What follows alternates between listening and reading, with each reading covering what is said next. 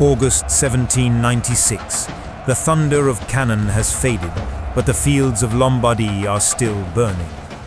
Smoke drifts across the plains like a dark tide. The Battle of Castiglione is over, yet the air is thick with gunpowder and the stench of death. Crows circle above fallen men. Broken banners flap weakly in the morning wind. The tricolor of France still flies, but around it lies the cost of victory: mud, blood, and silence. Napoleon Bonaparte, the man now hailed across Europe as the savior of the Republic, rides slowly through the ruins of the battlefield. He does not smile. His uniform is covered in dust, his eyes hollow from sleepless nights. He looks not at the glory of conquest, but at the price it demands. Around him, soldiers gather the wounded, dragging bodies from the smoke, building pyres from shattered wagons. The air trembles with coughing, a new enemy rising from the swamps: fever. In his field tent that night, Napoleon writes by candlelight, "We have won, but we are dying." The ink runs where his hand shakes. Outside, the wind howls through the Lombardy plains, carrying the smell of stagnant water and burning flesh. The doctors can do little. The sick lie beside the dead. The rain turns the trenches into graves. Yet even in ruin, the orders from Paris are relentless. A courier arrives, drenched in rain, bearing the seal of the Directory. Advance, end the war in Italy. Napoleon reads the message in silence. His officers watch him: Berthier, Augereau, Massena, their faces drawn and pale. One whispers, "Our men can hardly stand." Napoleon replies quietly, "Then we will move while we still can." Mantua, the fortress that refuses to die. The Austrians cling to its walls, their flag defiant above the flooded moats. Napoleon orders the siege tightened, but he knows disease kills more than bullets. Each sunrise, fewer men answer roll call. The drums beat slower, the campfires burn smaller. And yet, amidst the despair, his mind races ahead. If Mantua stands, the Austrians will return. If he retreats, France will call him a coward. There is only one choice: to keep moving. Far to the north, in the halls of Vienna, General Dagobert von Wamser, humiliated, beaten, but still unbroken, receives new reinforcements. 50,000 fresh troops march under the imperial eagle. The emperor's message is clear: crush Bonaparte, reclaim Italy.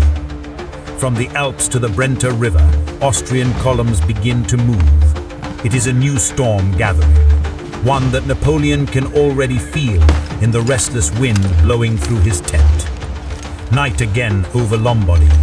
The camp glows with torches. Rain drips from the edges of canvas roofs. Men sharpen their bayonets, repair boots, wrap their muskets in oilcloth. No one speaks of rest, because everyone knows the war has only just begun. Napoleon stands alone on a small hill, watching the lightning flash beyond Mantua's walls. He whispers to himself, "There is no glory in standing still." At his signal, the torches flare. Columns of soldiers begin to march eastward, their shadows stretching across the wet ground. Drums beat a slow, steady rhythm, not of triumph, but of endurance. As dawn breaks, the French army disappears into the mist, boots sinking into mud, faces set in grim resolve. Behind them, Castiglione lies silent, a graveyard of victory. Ahead lies another war, another gamble, and the waiting jaws of fate at Bassano. September 1796. The echoes of Castiglione have faded, but the war for Italy has only grown darker. The fields of Lombardy lie in ruin, smoke rising from Mantua's swamps, drums beating weakly through the rain. Inside his damp tent, Napoleon Bonaparte studies his maps. His army is exhausted. Out of 30,000 men, fewer than 22,000 can still march. Fever, hunger, and mud have done what cannon could not. Yet the orders from Paris remain unchanged. Advance, strike again. He whispers to Berthier, his chief of staff, "We will not wait for them to strike. We will move faster than fear itself." Far to the north, in the shadowed halls of Vienna, the Emperor's council meets once more. The air is cold, thick with tension. Candles flicker over maps of Italy, red lines marking the failures of Beaulieu and Wormser's first defeat. Now a new plan takes form. Dagobert von Wormser, the aging warrior who still carries scars from wars past, bows before the Emperor. He has been forgiven, but not absolved. His voice trembles only slightly as he speaks. "I will crush Bonaparte or die before Mantua." Wormser's strategy is bold, a masterstroke of imperial precision. Instead of attacking head-on, he will march east, through the Brenta Valley, a narrow corridor of cliffs and rivers cutting through the mountains of northern Italy. There, under cover of mist, his armies will descend upon the French flank, link up with reinforcements from Tyrol, and sweep west again toward Verona.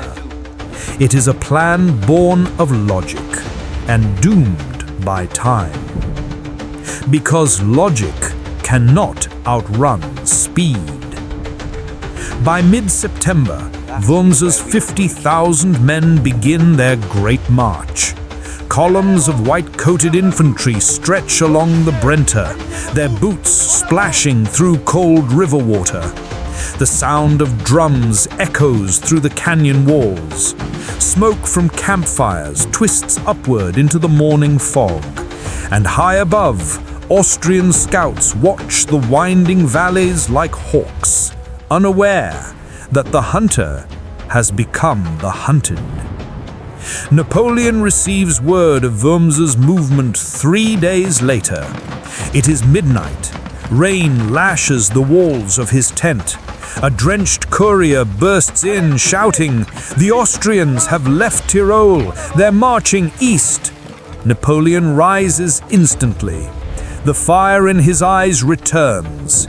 He traces the Brenta River on his map, his finger stopping on one word, Bassano. That is where we will break him. At dawn, the French army moves like a storm. Napoleon leads the vanguard himself, his horse splashing through mud as thunder rolls above. Columns of soldiers pour across bridges and ravines. Cannon wheels rattle through rain. The march is endless, 70 miles in 3 days, but none dare fall behind. In their faces burns a new purpose, revenge for Castiglione's dead, and the fire of a leader who refuses to yield. Meanwhile, in the mountains, Wormser still believes he has the initiative. He writes to Vienna, boasting of his progress, unaware that Napoleon is already closing in behind him. The French move faster than any army of their time, like lightning, bending geography to will. As the sun sets over the Brenta River, the valley glows red with campfires. Both armies are on the same path, but only one knows it.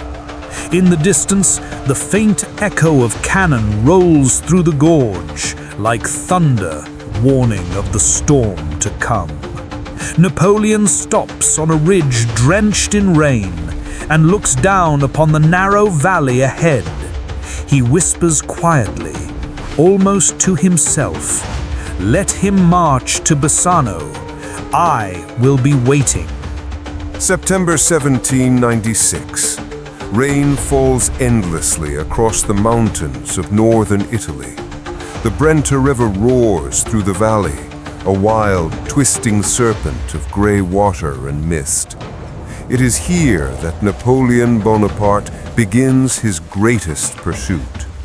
After discovering Wormser's plan, he wastes no time. There is no rest, no hesitation. He orders the army forward, across rivers, through forests, over ravines, to hunt the Austrians before they can reach Mantua. Every man knows what is at stake. This is not a march, it is a race against defeat. In the early dawn, columns of French troops move through the fog, their blue coats soaked dark with rain. Cannon wheels grind through mud, horses stumble on narrow paths, and the echo of drums fades against the cliffs. Napoleon rides at the head of the column, his cloak whipping in the wind, eyes fixed on the valley ahead. "Forward," he says. "The enemy marches to their own destruction." The valley of the Brenta is narrow and treacherous. Rivers swell from the constant rain, turning paths into torrents. Bridges collapse under the weight of cannon. Men cling to ropes as they cross rushing water. Yet still they move. The Republic drives onward, fueled by discipline and desperation. In the front, scouts report Austrian footprints in the mud, campfires still burning, half-eaten rations left behind. The chase has begun. Each hour brings them closer. Each mile brings thunder closer. Napoleon pushes them harder. They march through day and night, driven by the rhythm of drums and the promise of revenge. Far ahead, Wormser's army struggles through the same valley, unaware that danger is closing from behind.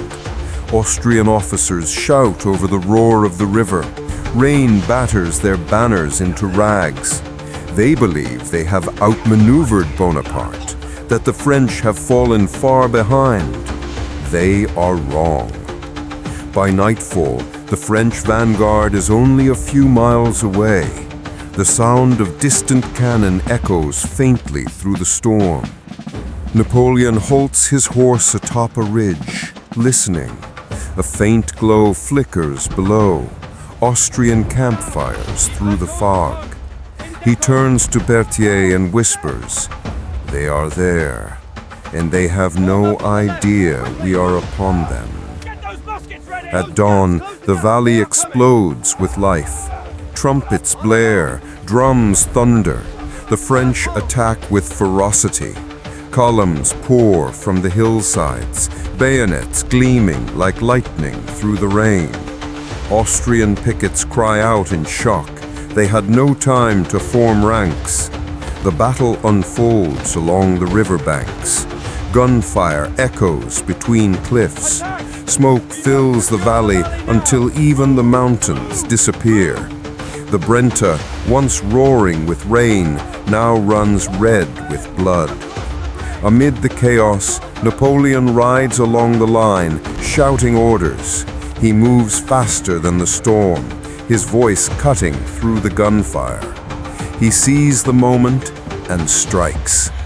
French artillery open fire at point-blank range. The hills flash white with explosions. Austrian lines shatter, men fleeing toward the bridges, but the bridges are gone, washed away by floodwater. Massana's division charges the center. Augereau swings from the flank. Wormser's men are trapped, caught in the valley they thought would save them. By mid-morning, the battle is over. The Austrians break and scatter, leaving cannons, wagons, and wounded behind. The valley is a graveyard of smoke and rain. Napoleon dismounts, his boots sinking into the mud. He looks across the ruined field and says quietly to Berthier, "It is done, but this is not the end." In the fading light, the Brenta River flows silent again. Smoke drifts through the shattered trees. French soldiers gather their dead, lifting them from the mud with gentle hands. Above the valley, the sun finally pierces through the clouds, a faint ray of gold cutting across the battlefield. Napoleon watches it for a long moment, his face unreadable. "We have caught the storm," he murmurs. "Now we must survive it." September 8th, 1796. The rain has stopped, but the earth is still soaked with blood. The Brenta River glimmers under a grey dawn, its waters carrying the echoes of a defeated army.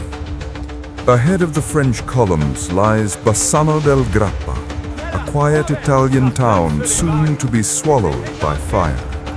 The Austrians under Dagobert von Wormser have reached it first, hoping to rest, regroup, and turn to fight.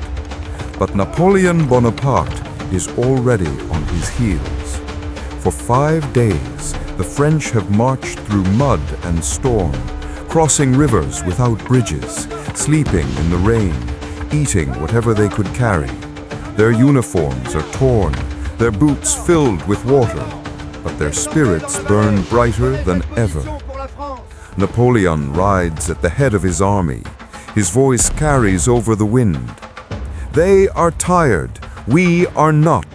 Today we finish what Castiglione began." At sunrise, the French vanguard sights the Austrian rearguard near Bassano. Columns of white-coated soldiers hurry through narrow streets, their cannons drawn toward the river bridge. Wormser believes he can cross, burn the bridge behind him, and escape into Mantua. But the storm that chased him is faster than he imagined. From the hills north of town, the drums begin. French cannon fire thunders from the ridges. Shells crash into the Austrian wagons, igniting powder carts. Flames erupt, smoke billows, and the streets of Bassano turn to chaos. The French attack from 3 sides at once.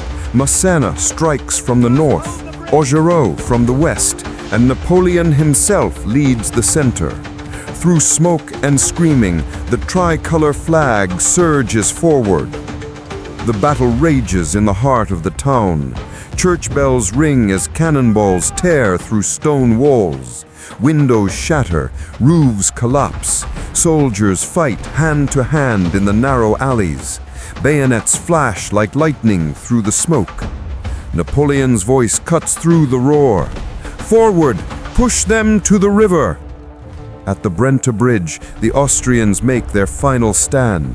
Dozens of cannons line the riverbank, their fire shaking the ground.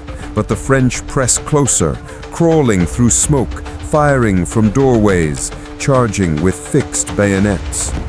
When the Austrian powder stores ignite, a massive explosion tears through the bridge. Men, horses, and cannons are thrown into the air. The blast silences the valley for a moment, then the cheers begin. By noon, the tricolor of France flies above Bassano. Thousands of prisoners are taken. 80 cannons, 400 wagons, and the pride of an empire now lie in French hands. Napoleon rides through the smoking streets, his face streaked with mud and soot. He says, "Let Vienna hear this thunder. The road to Mantua is open." But victory has its shadow. The French have marched over 200 miles in 7 days. Their bodies ache, their wounds fester, their stomachs are empty. Yet there is no rest. For even now, Wormser retreats toward Mantua with the remnants of his army. And Napoleon, tireless as the storm, orders pursuit once again. As the sun sets, Bassano burns in the background. The sky glows orange with fire. French soldiers gather in silence, watching the smoke curl into the twilight. Some smile, some weep. They know they have survived something beyond belief. Napoleon stands at the edge of town, looking toward the west where Mantua waits. His voice, low and calm, carries in the wind. Bassano is ours, but the war is not yet won. Late September 1796. The storm has passed, but the land still trembles from its fury. Napoleon Bonaparte has shattered the Austrian army at Bassano, yet one last enemy remains: Mantua. The old fortress stands silent in the mist, its walls rising from the swamps of Lombardy like the bones of a sleeping giant. Inside, the remnants of Wormser's army, hungry, wounded and desperate, wait for rescue that will never come. After Bassano, Napoleon's pursuit never stops. His men, exhausted from 7 days of battle, march again, their boots sinking into the mud, their rifles slung low, eyes burning with fatigue. They follow Wormser southward, through rain and smoke, past burned villages and shattered bridges. The Austrians retreat toward Mantua, believing the fortress will protect them. But Napoleon knows better. He will turn the stronghold into their tomb. By the end of September, the trap begins to close. French divisions surround Mantua on all sides. Cannon lines dig into the marshes. Bridges are destroyed, roads cut off, supplies severed. Napoleon rides through the swampy air, pointing with his saber toward the city walls. "No one leaves Mantua," he commands. "No one." From the towers, the Austrians fire back with desperation, but their powder is damp, their aim unsteady. Each day, their rations shrink, their horses die, their wounded rot in silence. Inside the fortress, Wurmser walks among the dying. His coat is torn, his face pale beneath the candlelight. He writes one final report to Vienna. "We are surrounded, there is no food, yet we hold because honor demands it." He knows it is over. The Republic has outlasted the Empire's will. Outside the city, French engineers raise batteries on floating platforms. From dawn to dusk, the cannons thunder, each shot echoing across the marsh. The ground shakes, the sky burns red. Mantua, once a symbol of Austrian pride, becomes a furnace of mud and fire. Napoleon watches from afar, arms folded, his face unreadable. He does not smile. He simply says to Berthier, "They chose to stay. Now they will stay forever." By mid-October, Mantua is dying. The Austrians attempt one last breakout, a night assault through the fog, bayonets fixed, drums silent. It fails. The French close in, their torches burning like stars over the swamp. At dawn, a white flag rises over the fortress walls. The final cannon falls silent. The Empire of Austria has lost its last stronghold in Italy. Napoleon enters Mantua at noon. The air smells of gunpowder and decay. He rides slowly past wrecked guns and starving men. Some cheer weakly, some curse. He dismounts and salutes Wurmser, the old general standing proud even in defeat. "You fought bravely. The war could ask no more of you." Wurmser bows his head, his sword trembling in his hand. He surrenders it without a word. That evening, the sun sets behind the fortress. The marshes glow gold and red. French drums beat the slow rhythm, not of battle, but of victory earned through fire and suffering. Napoleon stands at the ramparts, looking out over the silent plains. He speaks softly to himself. Mantua has fallen. Italy is ours. But Peace. Peace will be the hardest victory of all.